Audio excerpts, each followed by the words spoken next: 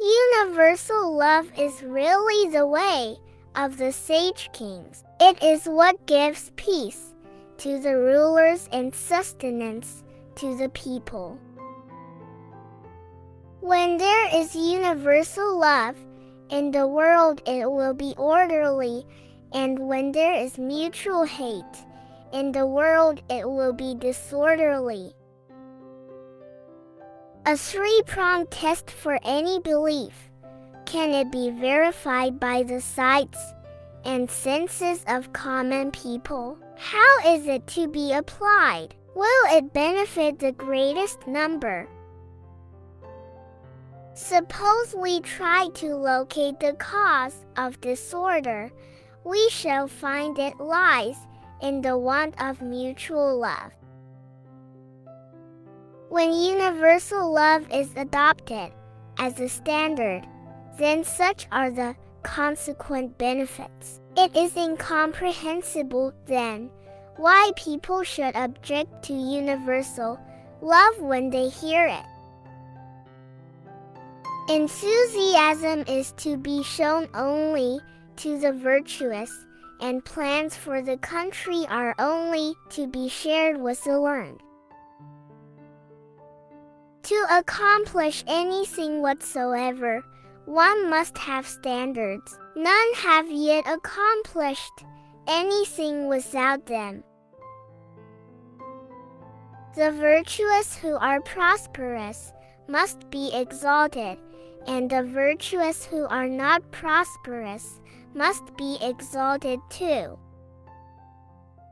Whoever criticizes others must have something to replace them. Criticism without suggestion is like trying to stop flood with flood and put out fire with fire. It will surely be without worse.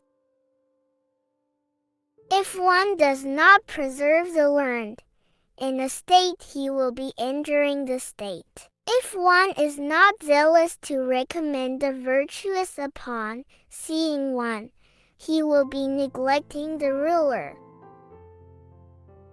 All states in the world, large or small, are cities of heaven, and all people, young or old, honorable or humble, are its subjects. The wise man who has charge of governing the empire should know the cause of disorder before he can put it in order. Unless he knows its cause, he cannot regulate it. Few are those who, neglecting the virtuous and slighting the learned, could still maintain the existence of their countries. If the gentleman desires to be a gracious ruler, a loyal minister, an affectionate father, a filial son, a courteous elder brother, and a respectful younger brother, universal love must be practiced. It is the way of the sage kings and the great blessing of the people. All the gentlemen of the world know that they should condemn these things, calling them unrighteous. But when it comes to the great unrighteousness of attacking states, they do not know that they should condemn it. On the contrary, they applaud it, calling it righteous. All the calamities, strifes, complaints, and hatred in the world have arisen out of want of mutual love. Therefore the benevolent disapproved of this want. The purpose of the magnanimous is to be found in procuring benefits for the world and eliminating its calamities. Mutual attacks among states, mutual usurpation among houses, mutual injuries among individuals, the lack of grace and loyalty between ruler and ruled, the lack of affection and filial piety between father and son, the lack of harmony between elder and younger brothers. These are the major calamities in the world.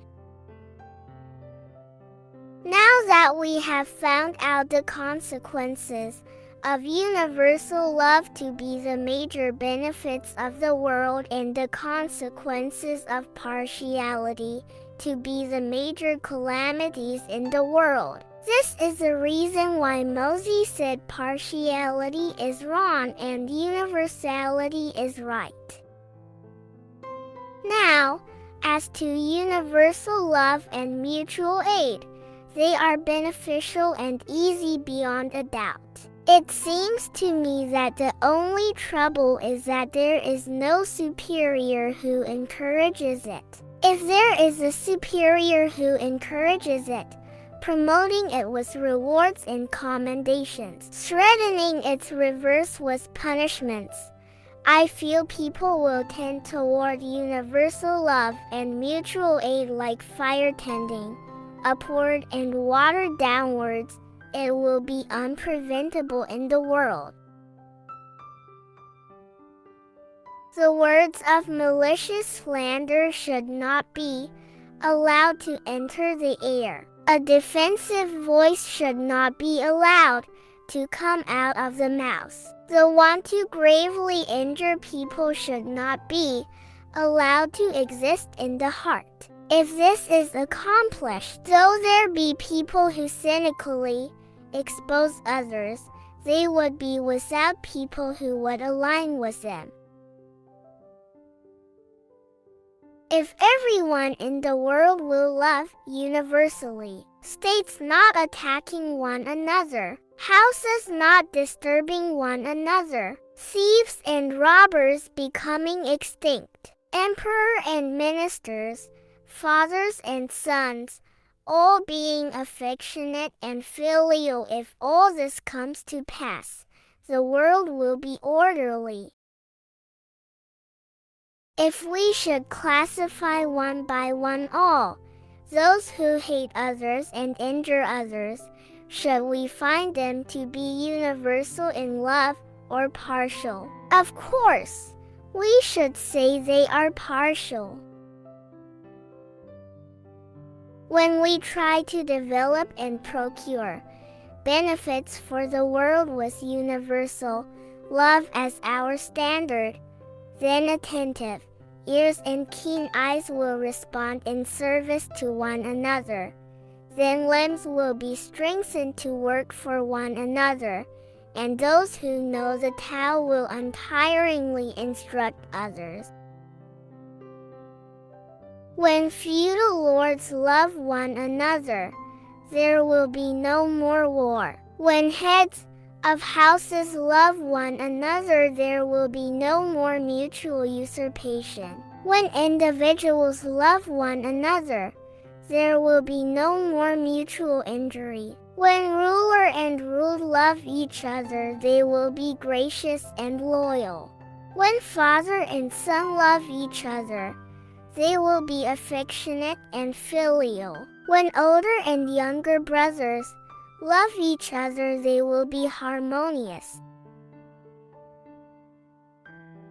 What is the purpose of houses? It is to protect us from the wind and cold of winter, the heat and rain of summer, and to keep out robbers and thieves. Once these ends have been secured, that is all. Whatever does not contribute to these ends should be eliminated. When all the people in the world love one another, then the strong will not overpower the weak, the many will not oppress the few, the wealthy will not mock the poor, the honored will not disdain the humble, and the cunning will not deceive the simple. If we should classify one by one all those who love others and benefit others, should we find them to be partial or universal? Of course, we should say they are universal. Now, since universal love is the cause of the major benefits in the world, Therefore, Mozi proclaims universal love is right.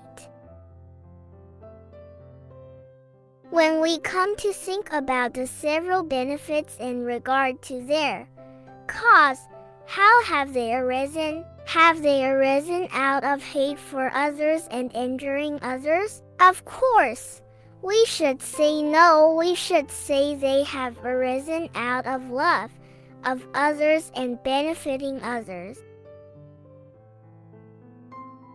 The murder of one person is called unrighteous and incurs one death penalty. Following this argument, the murder of 10 persons will be 10 times as unrighteous and there should be 10 death penalties. The murder of 100 persons will be 100 times as unrighteous and there should be 100 death penalties.